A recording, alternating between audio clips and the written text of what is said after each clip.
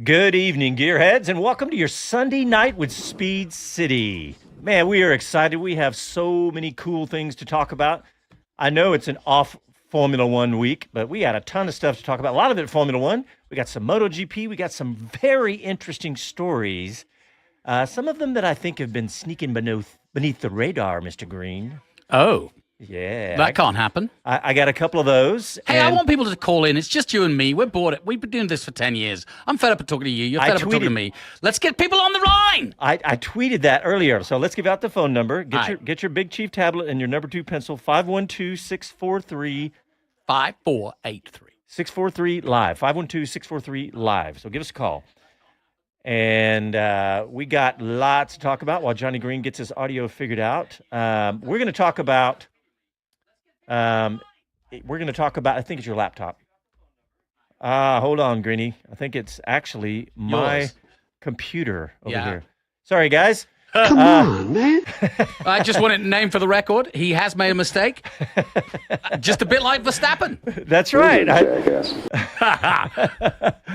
He is fallible, folks. So we're going to start by talking about Liberty Media. Liberty. This story has been simmering on the stove for several months, actually, maybe even longer. You could say it's been simmering. Yes, simmering, yes. The announcement is maybe as soon as tomorrow coming out that they are going to buy out MotoGP and own Formula One and MotoGP. You know, every time I come to work, I think to myself, no, nothing crazy could happen like Verstappen going to Mercedes or Hamilton going to Ferrari. Oh, are you kidding me? Yeah. What? Yeah, well, Pigs will fly. MotoGP and Formula One in the same corporate umbrella. How would that be? It's happened before. Yes, it was in the past, right? It was. Bernie Eccleston bought Two Wheel Productions, or named it Two Wheel Productions, when it was owned by CVC for many years. So that's before the Dorna era. So I remember it well. In the 90s or something? Yeah, but they split it up. The European Monopolies Commission jumped in. And I guess when you think about it, both those companies were European. I wonder now, given that we've got an American company involved, whether those rules apply. My guess is No. that they wouldn't, because like there's no way they're going to spend this money or go this far with it. But they're two American companies. Why would they be bound by European rules? They're not American companies. You mean Bridgepoint is? Well, I'm sorry. When they buy, Yeah. if Liberty buys MotoGP, it'll be MotoGP and Formula One owned by Liberty, which is an American company. And they'd also, because Dorna owned World Superbikes, they would, besides a few national championships, they would own both championships. So it's a bit like owning F1 and F2. Yeah. Or F1 and Indy, actually closer to the truth. Yeah. And that's a hugely powerful thing. The deal is meant to be worth 4 billion. 4 billion euros. Billion, and I'll do that. But that really makes things interesting. You could pontificate that, therefore, the net worth of the motorsport holdings of Liberty Media could be up as high as 25 billion, given that Formula One has been quasi-appraised at 20, although most people think that that's going up. Yep. The Saudis, the rumor was the Saudis offered 20 billion, and that was a year ago. Well, yeah, seeing what they've done with golf, this could be the next bomb to drop. Yeah. You know my theory on that, right? How They're bored of sand? that F1 has gotten so far down the road with the carbon neutral by 2030, they've brought on sponsors, because that I'm sure that was part of the discussion when you're bringing on sponsors. Well, we don't want to be involved in a carbon negative sport, a dirty sport.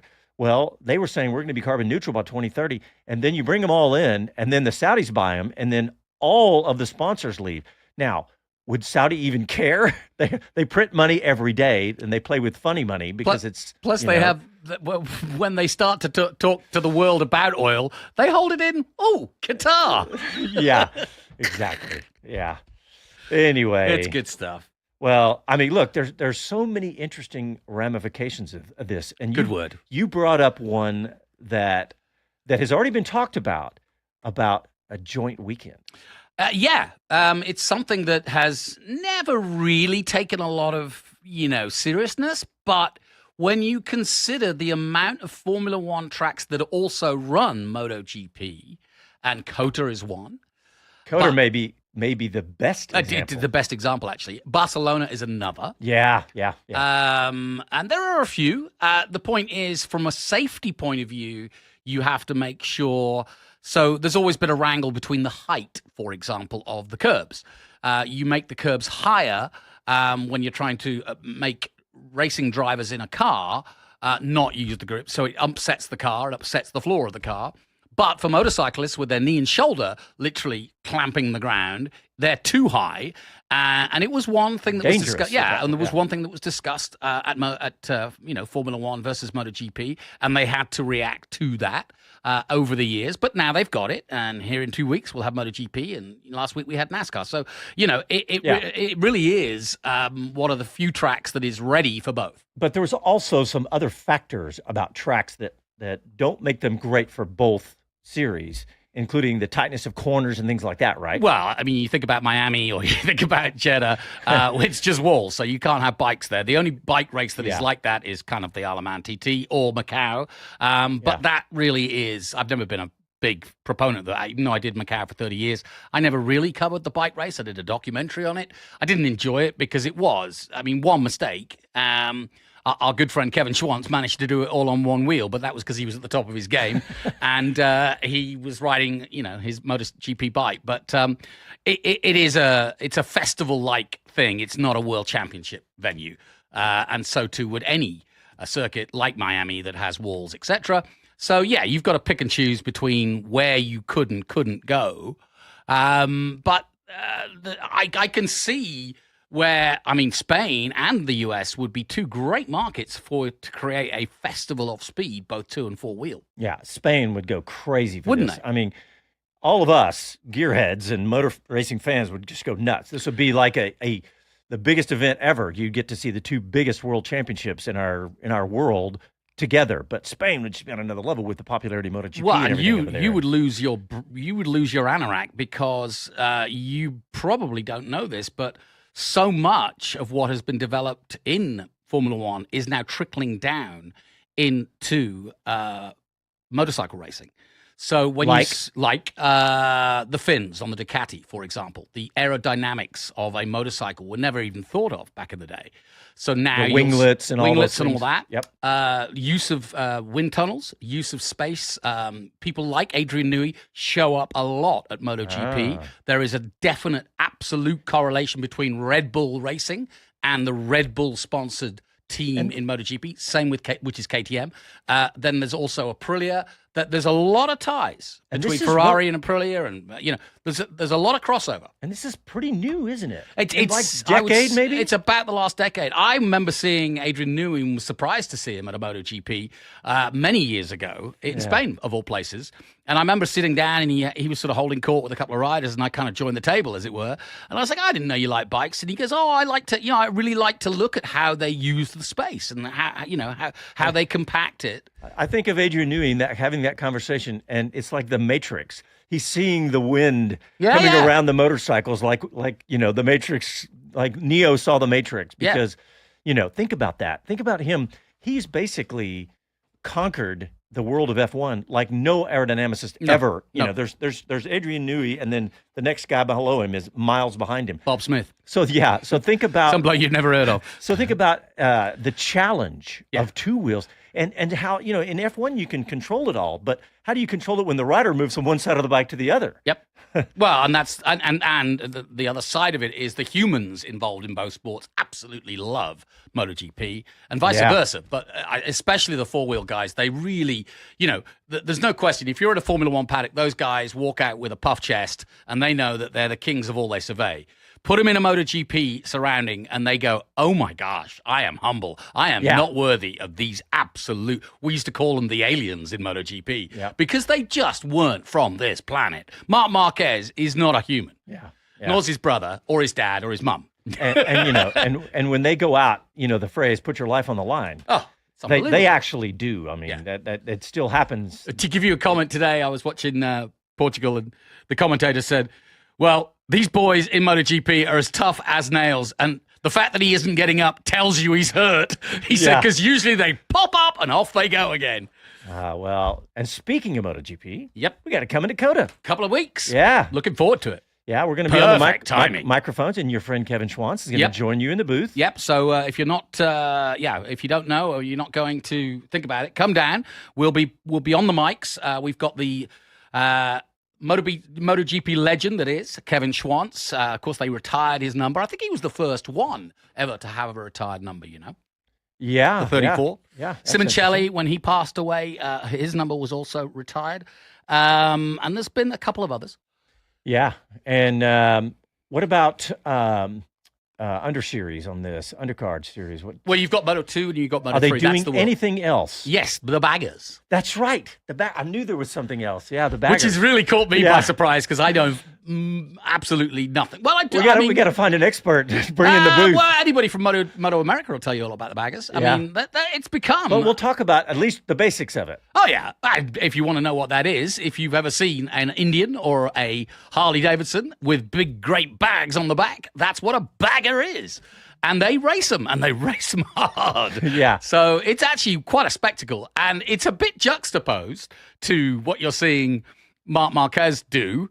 I said, what is the first bagger over the line? Does he give the pole man his lunch and then takes his lunch from the bag? Is that what happens? Well, what are the bikes? I mean, they're Harley Davidsons or Indians or big old 1,000cc baggers. So it's kind of like comparing MotoGP. I mean, Formula One to NASCAR. It's a very American thing. Yeah. You don't go to the motorway in England and see baggers everywhere, but if you show up in California or Miami or spring break in Daytona, you'll see plenty of baggers. All right. And you know what? I know that tickets are still available for, I'm just checking Coda's website. I know they're still available for MotoGP because they don't sell out that thing, not even by any stretch, but it's a great event to go to, man, because it's a great event. It's not the insanity that Formula One is. I'm just looking at details, like a single day ticket, $39 is where they start. That's really good. Jeez, really good. That must be Friday. Yeah. That's really good. Yeah, Sunday tickets, I think. And if you're not a motorcycle fan, give it a go. Yeah, I tell you. I mean, if you're listening Sunday to tickets, this, GA $59. Come on for Sunday. Yeah, bring little Billy. Yeah. And by the way, we've got some skin in the game too. You talk about the sort of changing world of MotoGP and Formula One. Trackhouse from NASCAR, Great Justin example. Marks' team. Yeah, An American team. An American team, Trackhouse, which is owned by both Pitbull, the rapper, and Justin Marks, who's a former racer and entrepreneur himself. Did a lot of NASCAR, currently doing Trans Am. Great guy.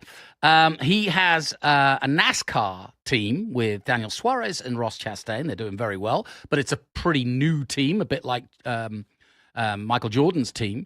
So, NASCAR. And they don't have American drivers yet. No. No, Ross Chastain, they do. Now they've gone to MotoGP.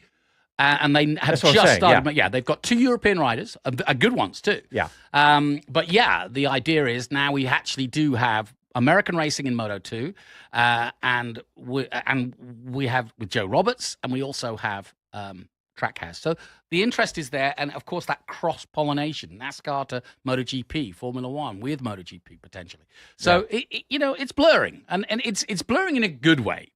Yeah. Well, that's very cool. But this is a cool event coming. So, all right, let's get a break in. You listen to your Sunday Night with Speed City, and we'll be back after a quick break. All right, if you're on YouTube or Facebook, stay with us because we do not go to break. Yeah, anybody call up 512. If you're on YouTube, you know what this is all about. So we want to hear from you. That's true. If you are on YouTube, let's check out what everybody's saying. Kevin Kelly, it's the new time, 5 p.m. Central. Allie says, I wish they would buy IndyCar, talking about Liberty Media. Yeah, we're going to talk IndyCar later in the show. We're going to talk about the thermal situation. That would be a conflict of interest in my mind. Yeah, then you're a monopoly. Yeah, I can see that. Of single racing. But unless you own, I bet they could get away with it. Unless you own NASCAR. Yeah. Because NASCAR, the audience of NASCAR is bigger than MotoGP, even the new IndyCar and Formula One combined. So, NDP says, he got the memo. Let's do this, the 5 p.m. memo, that is. Kevin Kelly has buy the stock now. That's a good thought, KK. It's a very good idea. David Lawrence, F1 took the sprint idea from MotoGP. So there, True, they did. Yeah, I think MotoGP took that sprint idea a little too far, man. Every freaking weekend, I don't know. All right, that was a quick break. We're coming back.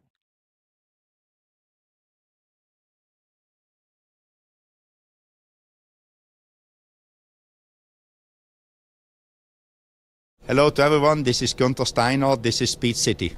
Welcome back to the fastest hour in radio, Speed City. We got a Gunther Steiner story coming later in the show. We'll talk about that. But during the break, with the folks on YouTube, we were talking about MotoGP, and we were talking. David Lawrence said F1 took the sprint idea from MotoGP. They did.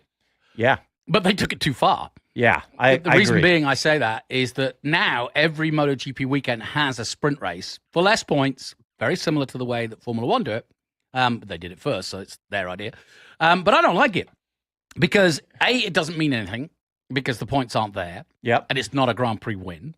So you have to explain it. It's like, oh, so-and-so won, but he won a sprint race. He didn't win a Grand Prix. Right. You have to explain it every time.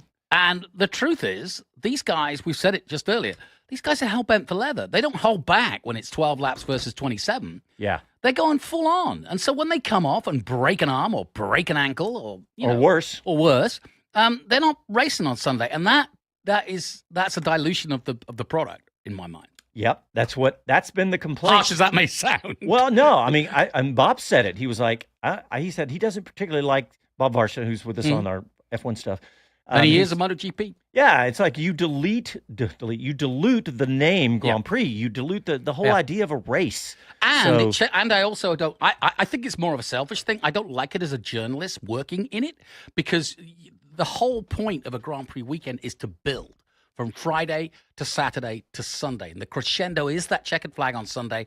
And you then look back at, do you remember on Friday he fell off and he did this and he did that, and then they fixed the bike and then they couldn't find this and they couldn't find that, and his arm's not very well and all this sort of. So you've got drama all the way through the weekend. But if you start to go, you kind of like mix it up with a sprint race and everybody's celebrating and he won the sprint race and now he's sixth and it just doesn't. You can't tell the storyline as accurately. Yeah, and by the way, I was talking to Simon Patterson, who's in the booth with us last year. He's going to be with us again probably this year. Okay. And if you're looking for a good MotoGP follow, he's great. Simon Patterson. He's on the race, yeah.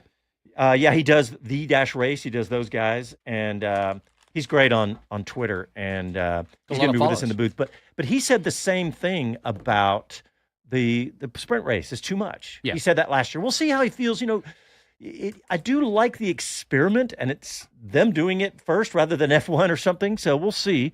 Hey, and you know what? Let's go continue this two-wheel discussion because there's some good comments here on YouTube. Okay. Andy P says, I love the idea of a combined event. I wonder how the riders would feel about different types of rubber being laid down throughout the weekend. That's another thing.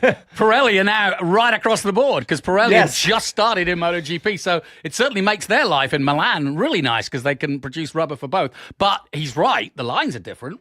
Completely different. And the rubber's different now, and who knows? Be. And, even if it's Pirelli doing both, the rubber is going to be different. They're so different in the demands, the technology. So, but that's a really good point, Andy, of course, always as Andy. David Lawrence says, I don't know about how I feel about Liberty taking over MotoGP. Okay. It's just odd. I can see that, but... Play that out, as the doctor would say. Why? Why, David? Why? We need to know. We need to lay down on the sofa. How do you really feel? Kevin Kelly said that would be cool for the different lines each would take. There you go. He's talking about what you just said. Yeah. Barcelona not having F1 anymore. We were talking about Barcelona and COTA being the ideal circuits. But you never know who's going to have have Formula One or MotoGP going forward. By the way, Joe Roberts is second in the championship coming into COTA. That's amazing that we have an American rider. 29 points. He's 2 points off the lead. Chris Breezy says the wings on the bikes are getting crazy. Yes, but that's because of Formula One. What they've learned from Formula One. What we were talking about earlier. Yeah. So Joe Roberts is still in Moto 2. Yes, he is. But still, the fact that he's second in the Moto 2. Yeah. You know what that means? If you reach that level, to me, if he could finish in the top 2 or 3, that's an automatic. He's coming to MotoGP. And how old is he? How old is Joe Roberts? 23, maybe 24. I was thinking he was late 20s. That's great, man. So we're going to have... And guess what? If he keeps this up, we'll have an American in MotoGP for the first time since... And I hope he keeps his sponsors. OnlyFans American Racing is the team. Oh, yeah. Oh, that's right. Y'all may have heard this story. We were on the microphones at COTA, and the OnlyFans kept popping up as a sponsor. And we didn't know. I knew that it was because we're old and fuddy. We kind of knew. I kind of knew what it was. You put your webcam on, but I didn't realize it was The internet is full of neat stuff. Yeah. You didn't know that congressmen were spending $300,000 a year on it. Right. I didn't know it was a company expense to watch people take their clothes off. So I did not know that, but yeah. Yeah, thankfully, that hasn't made the Speed City culture, thankfully. Yeah, no one's paying us to take our clothes off. Disgusting act. And it's unfortunate It's very that we unfortunate. had that on our air live. Yeah, we did. We've given unfortunately. Casey a chance to use every Every single button he he's has got. in there. Oh, yeah, David Lawrence said it. Joe's in Moto 2. That's right. Challenge accepted. He's going to use them all. Nice, Casey. But really, we've only had 2 races so far in MotoGP, and Moto 2 and Moto 3. And One in TV. Qatar and one, exactly. One in Qatar and one in Portugal. So it's brand new season. There's some great stories up and down the paddock, including the world champion, the 2-time world champion, Pecco Bagnaia, being taken out by the 8-time world champion with 3 laps to go in Portugal. So coming in, the gloves are drawn between mi hermanos. Yeah. So that's going to be fun. And tune in, because now if you don't go to the race in Austin here, you can tune in on TNT. TNT, yeah. And Discovery. I haven't figured it all out, but I have YouTube TV instead of cable. Yeah. And they're automatically recorded. I had them, I had So- the series recorded from the last time. Yeah, it's so Warner Discovery are the parent company. And if you know Warner Brothers, obviously they're a huge film company, but they also have Warner Brothers and Cartoon Network and CNN, and funnily enough, HBO and Max. And I feel that, and if you look at I was looking at it today, if you look at the output that Max has sport-wise, they have the March Madness, they have the NHL, and now they will have MotoGP. So, like Apple and like so many other big companies, Amazon and so on, they're getting into live sport as the last bastion of money-making. And so, yes, this is a new TNT. I don't have TNT. Where is it? True TV. What the heck's that? But you might have it and you don't know it. But you certainly have, you probably have Max, or you probably have HBO, which is Max. And you could be soon down the road with this potential new buyout with Liberty, be seeing it. Yeah. So I do feel that MotoGP is going the way of Formula One in this country, and that there will be potentially a Drive to Survive type thing. They've tried it on MotoGP, it just hasn't worked yet.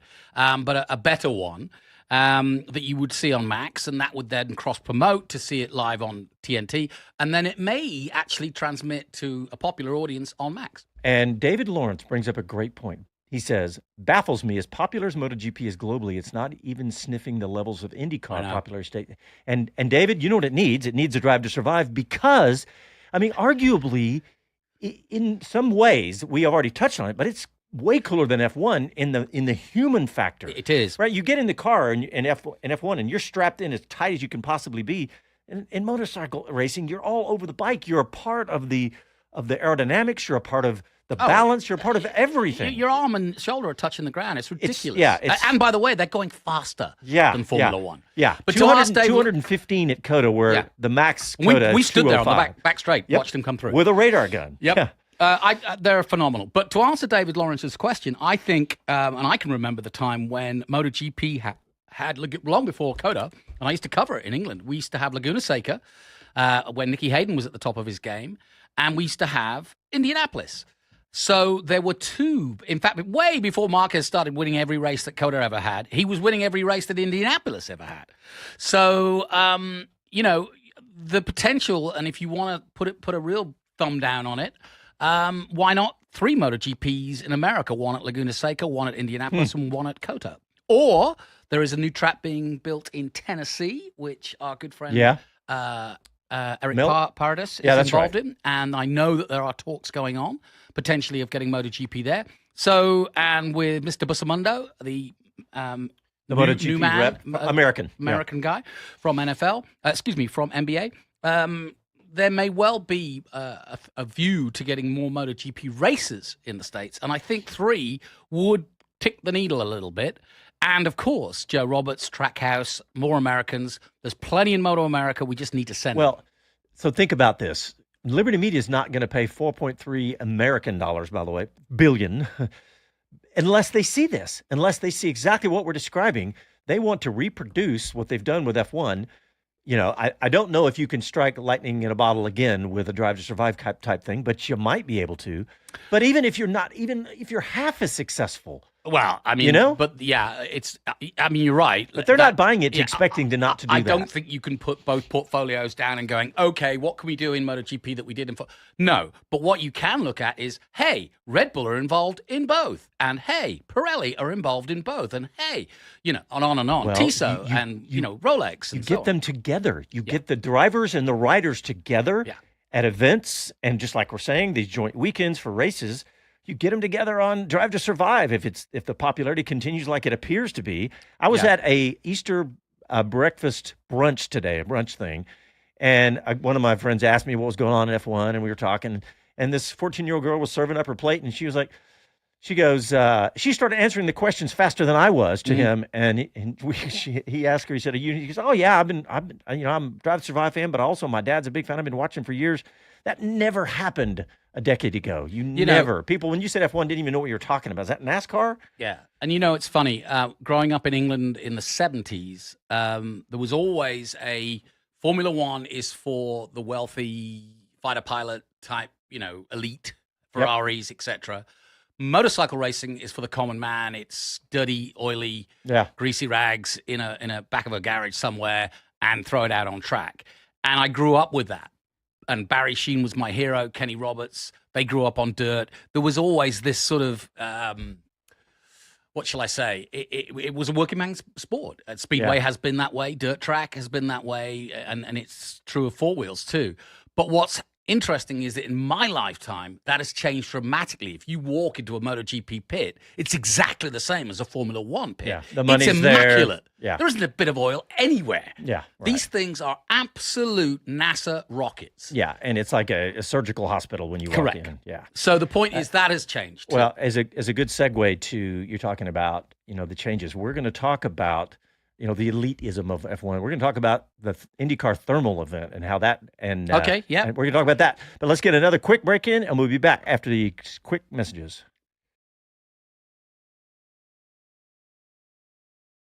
For someone on the stream to ask me about my roof shirt, because I'll just say it. I watched an auction with a roof that was basically the same as my car, Jonathan, except it's an actual real roof, and it went for the highest a 996 Porsche 911 ever went for. It went for $440,000. Your car. It's this okay. It's my car, but not my car. Mine is modified. This was the engine and the wheel. Well, no, it's a roof VIN, and it went for $441,000 on Bring a Trailer. Shut the front door. It was now mine is worth 10% of that, but it was the coolest. It was the coolest auction I ever watched on Bring a Trailer because I have one, but also it went on for like an hour and a half after the auction time because people kept bidding it up. It was at the end of the auction. It was the normal time was like 200,000. It went to 440,000. It was crazy. A 25-year-old, or 22-year-old Porsche 911. Wow. Oh, wow. That was a quick break. We're coming back, boys and girls. Here we go. Get more adverts.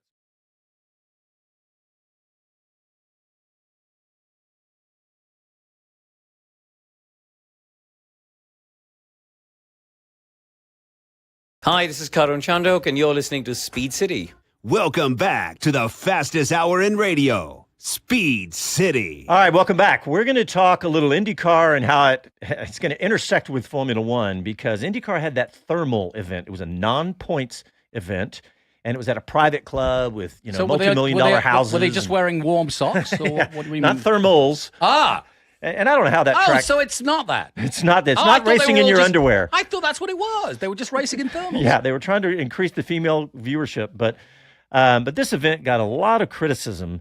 I mean, even journalists I saw Marshall Pruitt going, when he got done, he was like, well, we just finished with whatever that was or something like that.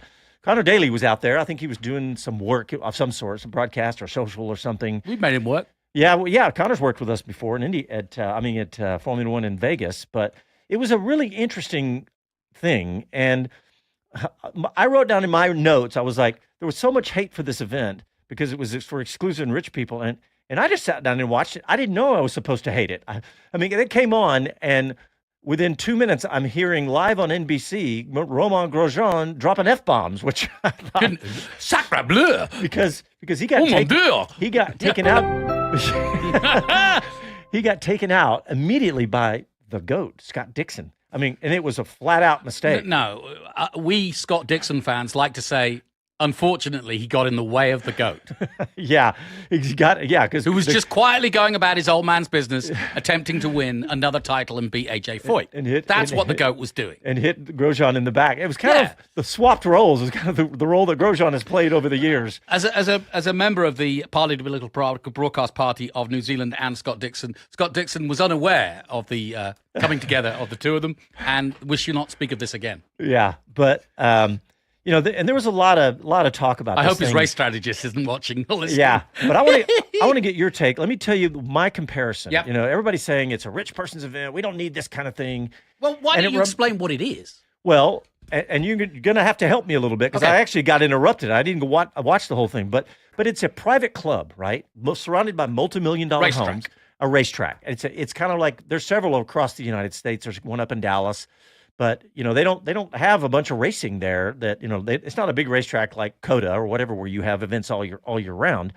But it's big enough. It's a real live Scalextrics where the cars are real. Yeah. And typically you have your house and you have your garage and you have your second garage with your race car in it. And typically you would live on your own because your wife won't put up with that. You know what? It's exactly. You've already lost the first wife. And you've lost maybe on the Nobody second, wants to talk to you, so you just race your car. Maybe on the second one, we'll see. But it's where Elon Musk's going to retire. but the idea is that you pull out of your second garage with your race car and drive straight on just like a golf club. You know, has $1 million houses around exactly. it. That's the best way. Or we should say multi-million now. Yeah, it's a private golf course equivalent. For motor racing. Exactly. And so the criticism was all about this elite, you know, and I can't, you know, why can't I go to this? Because there were either no tickets or limited tickets. I don't even know. But everybody, and then there's a great article. I say an article that really upset me and got me pissed off about them saying really negative things about Formula One.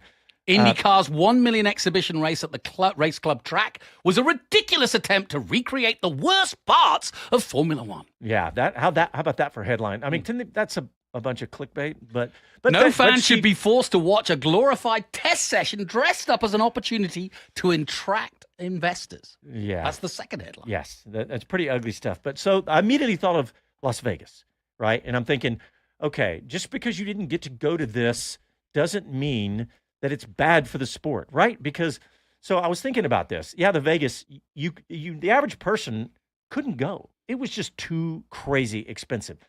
And Las Vegas didn't have very many GA tickets. And you know what? If I'm the person tasked with, okay, let's make sure this is a successful event. Let's make as much money as we can. We don't know what's going to happen next year. We don't, whatever. So are you going to fill the stands with as many most expensive seats as you can? Of course you are, right? So they were incredibly expensive. But if you want to go to a cheap F1 race, let me tell you how to do it right here. You come to Austin because the tickets, you can get a Sunday-only ticket for under $300. And a concert. And a concert, that's right. And your dulcet tones. Sunday only, you're under $300. If you want to do it cheap, here's the way. You don't fly into Austin. You fly into San Antonio. It's an hour away, max. Or bicycle. And you don't, or bicycle up. And you don't stay in an Austin hotel. You stay in a San Marcos hotel. I looked them up. Or at the back of my house. Yeah. Or Jonathan's spare bedroom. Yeah. Bob stayed in my spare bedroom. There you go. So, but in a hotel in San Marcos, under $300. Yeah. And it's totally possible. A round trip flight on Southwest Airlines, probably $400, or make a road trip out of it. Or parachute in. Or all of that puts you under $1,000 to go to an F1 race. It's not supposed to be $100. It's supposed to be something special. Yeah. So the point is, to go to Vegas, everybody was saying it would have cost me a minimum of $5 or $6 or $8,000, right? Mm-hmm. If you want to do an F1 race, you can come to Austin for $1,000. But why not have these special events? Why do we criticize them? You know, the manhole cover thing, that became the headline. I still talk to people. They go, "Oh, that was a complete disaster, wasn't it?" You know, because the mainstream news was focused on. Unfortunately, that's the news game we play. I know. But the point, you know. So go ahead and tell me what your take on all this is. I've got other concerns about the thermal $1 million challenge. One, it is just that. It's not part of IndyCar. No points. It's a exhibition race with no points applied to the IndyCar Championship. Therefore, and it's labeled as a $1 million challenge, and yet nobody wins $1 million. The winner wins $500,000, which was Alex Palou, and all the way down to Marcus Armstrong winning $50,000. Rosenquist, a few others, all got good money. Nothing wrong with that. Those are the, if you don't have to enter, it's an exhibition game. Yeah. You could be a team and say, you know what, AJ Foyt are interested in it. But you know what? Maybe somebody watching or listening will know. Are you sure that the teams? I heard somebody say something that maybe have it again and not require the teams because I think they were this year. I don't know that. Maybe somebody will know. That may be so. The bottom line is also I don't like the idea of when they did it. They did it straight after Long Beach and in between Barber. So the season started in February. You get all excited. IndyCar, Indy Lights, Indy Next it should be, and the Road to Indy. And then suddenly it all goes quiet again. And then suddenly this thermal event comes up. And a classic, conversation on text me and Bob Varsha had was, hey, is this an important race? And I said, no, it's not for points. Yeah, we were on text just trying to... Yeah, it's not for points. I don't care about it. And Roman Grosjean said, this is not... Why he was dropping F-bombs was that he was taken out in the first corner. He's like, this is not why I signed up to IndyCar. I'm from Formula One. I race for points and a world championship. So... those two factors, and the third factor is... and he said, who's paying for this? Yes, who's paying for this? Who's paying for the damage to my car? Exactly, which is a fair point. The third thing is, they held it at the wrong time. They dropped the ball here. NASCAR have a demonstration exhibition race at the LA Coliseum before the 500. Yeah, the timing. Yeah, right. And it's the LA Coliseum. It's a football stadium. Of course it's not a proper NASCAR race. But... they hold it. It's a hell of an exhibition. And if you've never seen NASCAR and you're trying to grow it in California, good idea. But that's out of season, and it makes a headline for a week. Denny Hamlin, way, and then we go on to the real thing. Yeah. Same guys. So if you're going to have the thermal $1 million and everybody wants to rattle your jewelry and pay for it, fine. Yeah. But do it out of season. Do it in December. Do it in January. And you know what I would do? I would have the thermal event on January 31st, follow it with 4 days of testing at the thermal track. So that covers your testing costs. Some really good points in here in YouTube. First of all, I'm going to start with Mike Bowles. He said, did fifth caller wins tickets? Everybody's LOLing that, but I'm going to say it right now. The first caller right now at 512-643-5483 wins tickets to MotoGP. Put your phone down, Jonathan. 512-643-5483 wins tickets to MotoGP. Yeah, baby. I think I can get some. I haven't actually. I got an email coded tonight, by the way. Anyway, so some other good points. David Lawrence says, as we're talking IndyCar thermal, let me say I like the format. I like the idea. Thermal was simply not the place to have it. Andy P, as usual. Good point. My issue with the thermal thing was that the racing was really, really bad. If you saw the first segment of the main event, right, it was bad with cars dropping back 90 seconds on purpose, right? So that's not good. I didn't think it was great that Lee Diffie was in a jacuzzi calling it either. Well, that's his next comment. The broadcast was not great. The broadcasters who I normally love didn't know how to read their own graphics because NBC didn't reset them for the special event. All right. And final point from Andy, he says IndyCar is supposed to be the down-to-earth open-wheel racing series. The brands didn't match up. I agree. Mike Bowles said, enjoy seeing new to me track. And by the way, let's go back up the little bit and say, who was it? Well, the GOAT said he liked the track. By the way, let's all give a round of applause to Mike Bowles because he always joins 30 minutes late. Yay, Mike made it. And coincidentally, Mike, never late but ready. And I did not know this because he's on the phone. Mike, welcome to the show, buddy. Hello, guys. How are you? How is everyone? Oh, we're good, man. We're good. Are you calling about some tickets, my friend? No, I'm gonna let you pass those on to someone else. You're a good man. If you have defaults, and there's more extras, But my problem is last year, as you guys well know, if you give me just a moment, I got tickets and put my son there, and you met him. And I wanted to say to you guys, he went to Williams's promo, whatever it is. Yeah. won the weekend's best simulator and got a limited edition PS whatever it is thing from them. The man was amazing. Like a PS2 or PS4, whatever the latest game console is. Yeah. Okay. But he set the record for the weekend. You're kidding. Oh, man. So, if you don't know the whole story, Mike won some F1 tickets from us. I forgot about that last year. And then he couldn't go and gave them to his son, which is awesome. And his son won a PS4 for the fastest lap. That's awesome. At the Williams deal. Wow, that's pretty cool. It was really great. But I wanted to get that story into you guys. That's cool. That's a really good story. I'm still struggling, to make times and all that, especially on weekends with Easter and children and grandchildren. Yeah, but hey, Mike, I'm just glad to be here. Yes. While you're on the phone, you're the F1 fan, right? Of course. Right. I want you to put something in your pipe, as they say. Okay. We're purposely not overly discussing it tonight because we've got so much else to talk about. But I want to hear what you, the fans, have to say about Alonso's penalty coming into the Japanese Grand Prix. We're going to discuss it. And I think this is a more interesting story for both fans, for racing drivers, and for stewards to, put their teeth in. Put their teeth into it. Well, if you really want to hear it, I'm old school, and I drive for a living. And telemetry and surveillance and data has, in my opinion, gotten away from the guy doing his job. And I'll leave it at that. I love it. I do like that. I knew he'd give me the good ones. I do like that. Nice work, Balls. Yeah. And by the way, we're calling him Mike, but his real name is Corvette Mike because he hauls Corvettes for a living. That's right. That's pretty cool. Great to hear from you, buddy. Hey, Mike, thanks for calling, buddy. And I'm really glad your son won that. That's cool. We'll see you around. Appreciate what you guys do. Love you. Yes, sir. All right, let's get our last break in, and we will get our teeth into the Alonso story after this.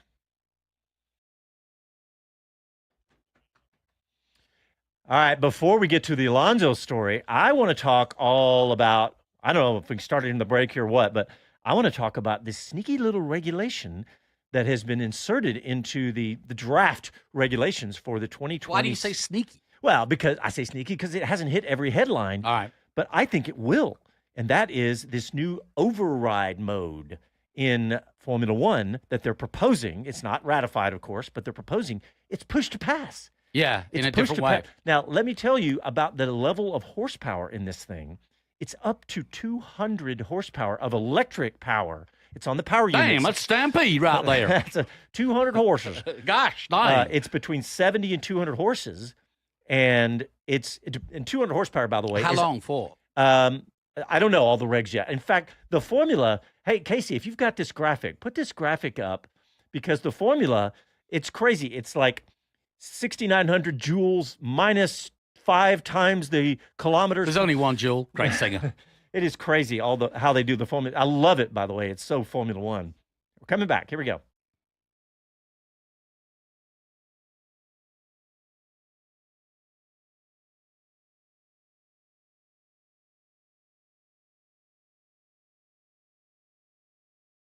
Hi, this is Jay Leno from JayLenosGarage.com, and you're listening to Speed City.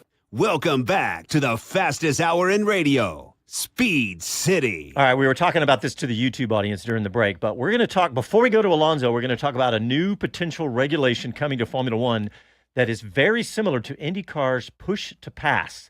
And it allows from 70 to 200 horsepower at the push of a button, not, Mr. Green, not a control of, it's not a timing thing. It's not controlled back, in the pit garage by some computer. It's controlled by the driver's thumb, who can add between 70 and 200 horsepower based on the speed of the car at the time he pushes the button. If you're going 200 miles an hour, then you can get all 200 horsepower, which, as we know, won't be a rocket boost, because it takes all 1,000 horsepower to drive the car at that speed. So, but the point is that it's my favorite thing about it. Your first reaction when I told you, you were like, oh, this is this just push to pass 2.0? And I said, no, because of several things. Number one, it is completely control the driver's actions. And number two is that it eliminates all of your battery power, right? And they're purposefully, as part of the same regulation, they're not adding the ability to regen even more.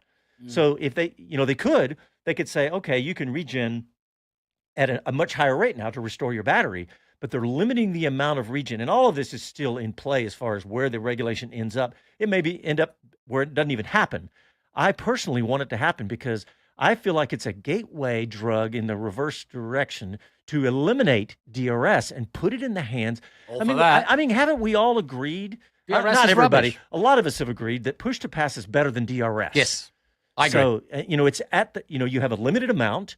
You get to strategically use it, and then you run out of it. Well, how many times at the end of an IndyCar race we see we're out of push to pass? And the one thing I would say is, like Indy, the only caveat I would say is, because Bring It On, is that the graphics and the TV company producing the pictures need to be on top of when and who is using it, and how much and for how long. Good point. Because if you graphically show, Alonso's on the button, then you can create drama and excitement, because if you don't know when they're doing it, it's just confusing. Yeah. And by the way, remember that when these new regs take place, the internal combustion unit is going to, the engine, the ICE of the power unit is now 750 roughly, and they're going to drop that all the way down to 535 as a max. And the electric side of the power unit, currently 200 max, will go to 470. So in actual total numbers, and it may be if you add this additional 200, you may be talking a 1,200 horsepower power unit. Wow. So, I mean, that is huge. That is a big deal. I liked it. Like you said, Let's it's not think through ratified this, yet. guys. Y'all, tell me what you think. Let's see what the YouTube people are saying. Kevin Kelly says that's like 300 pounds of torque. Yeah. And it's electric, he's pointing out. Yes, because it is instantaneous, right? If you ever driven beside a Tesla. Andy P., the new reg puts a lot of electric deployment back in the hands of the driver. Yes, Andy. I knew that Andy would get this because, to me, that's the most important thing about this. Let's see. You found another nerd friend, haven't you? Yeah, I knew Andy P. and I have a lot in common. Yes, Allie says a good point. Didn't F1 have this before? The KERS button. Yes, exactly. They did. It was back in the early days. Regenerate Harvest. 2008 or 9 to 2013. When they first came in with electric. Yeah. Right before the current generation. Good eye, Allie. Joe Voister Bay says, I'm not loving DRS. No. Nobody loves it. No one. And the thing is, it's past its sell by because it was brought in when Formula One was failing to create overtaking. Yep. But this new downforce era has supposedly solved it. So why aren't we doing away with the reason? Yes. And you know what? Let's thank the Speed City audience. As it's so huge, it's millions of people. I think they don't ever. Well, it's your mum and my mum, and my sous chef. No, but what I was really leading up to is that we've talked about this on our YouTube, with our listeners and watchers many times before, saying we agree that push to pass is definitely one of, if not the best viable options. I agree because it can create its own drama in the story. Yes, because you've got a limited amount, and it becomes strategic in that respect. Right. It's not just you pass a mark and all of a sudden you get. It's a very similar way of managing tires. If you manage tires in both 2 and 4 wheel, very good analogy. Great analogy. You're in a better position in the last 10 laps, and so this is true of push to pass. Yeah, I'm really excited about this. When I saw this pop up, I was like, "Oh, this is cool." In my opinion, this is going to get big and a lot of coverage. So. All right, let's talk about Alonso, Greeny. Yeah, this story, I think it's going to rumble on. So if you remember the end of the Australian Grand Prix, there was a battle going on between Alonso and George Russell. Hamilton was out of the race. He was watching. And frankly, with the last lap, coming into play, Russell was catching Alonso. And Alonso did something which I don't have a problem with. But it caused Russell to crash. And because of that crash, and it ended up with Russell in the middle of the track, Alonso was brought to the stewards, as was Russell, and they were there for an hour. And the outcome is that Alonso has been given a 20-second penalty for potentially dangerous driving, which is interesting because he was in front of Russell. So how the heck do you do that? Well, I'll tell you. He was coming into turn 6. Turn 6 is the last opportunity before turn 9, so that's 7, 8, and 9, for you to get rid of somebody in your wake that can therefore use the draft to overtake you into 9. So if somebody's right behind you at 6, You could tuck right in there, and it's classic motor racing. You're done. Slingshot. You'll get a slingshot past them, and turn 9 is the place to overtake. And we saw it many times during the race. But what Alonso did, which was cunning and very artistically brilliant as a racing driver, was he slowed his entry into 6 slower than 100 meters. He braked 100 meters earlier than he normally would, and then accelerated earlier than he normally would. But by doing so, Russell came right up to the back of Alonso. Alonso then accelerated and went, and Russell had dirty air and not the same downforce on the exit of 6 and crashed. Mm-hmm. Now, I don't know whether you call foul or not on that. Alonso's comment afterwards, and he was given the penalty. That's in stone. The penalty, he said, I didn't realize the stewards are now telling us how to corner and how to accelerate. Yeah. When to accelerate, when to brake. Yeah. So it's that's why I say I want to throw it out there for everybody, because I'd really like to get everybody's opinion on it. What I have just explained is one way of looking at it. If you're Mercedes and George Russell, you could say he knew darn well that was going to happen. Now, I want to give my take on just that part of it, because I saw an onboard was on Alonso's car looking out the back, looking at George Russell. And in my opinion, George Russell had plenty of time to slow down, right? Had he thought about all of this, right? He had plenty of time to slow down. So my point is that the responsibility for him crashing does not lie in Alonso's hands, because it's the last lap. He's not going to catch. If he doesn't do this, he's not going to catch him, and he's not going to pass him. It's not going to happen. But his human competitive mind will have told him not that Alonso was trying to be clever, that Alonso was in trouble and was suddenly slowing down, which meant this was the opportunity, and it was that part of the track, that he could jump a place and gain points. So he was going as fast as he could to catch Alonso. It's the last lap. Suddenly Alonso slows, and you're like, this is it. There may be. So that's why he didn't lift off. That's right. And there may be nobody in all of Formula One that could have figured out, that could have played that all out in their mind, especially behind the wheel. No way. On the last lap. But even if you had a strategist watching that going, okay, Alonso just braked. He hit the gas, watching, trying to give a Russell some heads up. I don't think you could have done it. Gunther Steiner said this, this was true of Saudi Arabia and Magnussen, right? Yeah. Holding people up to help his teammate and stuff. So, I still fall on the side of disagreeing with the stewards and saying tactics is still a part of motor racing, whether you like it or not, and whether it leads to an accident or doesn't lead to an accident. It could be at Coda and he just runs wide. Coming through turn 4, where he could have done exactly the same. All right, let's take a better example. Turn 7 at Coda, just before you start heading uphill. Yeah, he'd have tried the same thing. So he decelerates. Slows, right. The guy catches up, and then he accelerates up the hill to 7, and the wash is there, and he goes off. And he probably would have just gone, into the grass. The speed is lower there. Yeah, same at Imola, coming up to the top. Yeah. You know what it feels like? It feels like, the old saying where Alonso's playing chess 3-dimensionally and the rest of us are playing on 1-dimensional chess. Yes. That's and I think that actually is probably the best analogy, because Alonso is he's mentally he's way ahead. And not only race strategy, but everything he says or does is very intentional. He's been playing this game way too 20 long. years. Way too long. Anyway, I want to hear what people are going to say about that. Yeah, let's check YouTube real quick and see what's going on. Okay, Mike Bowles says, agree, drop DRS, and Alonso was charged with points. By the way, the net effect, 2 points. The worst thing that happened was 2 points. Again, is Alonso playing on 4 levels, 4D chess. Yeah. So, hey, before we go off air, just want to shout out to Gunther Steiner, going to be an ambassador at Miami. Yeah. Lovely. That's very cool. Perfect guy. Well, we're going to be on the microphones officially. We got the word. So maybe we'll get him in the booth. That'd be great. That'd be part of his job, right? Yep. The bottom line on YouTube, everybody's saying, DRS is not loving DRS. I think that's a consensus.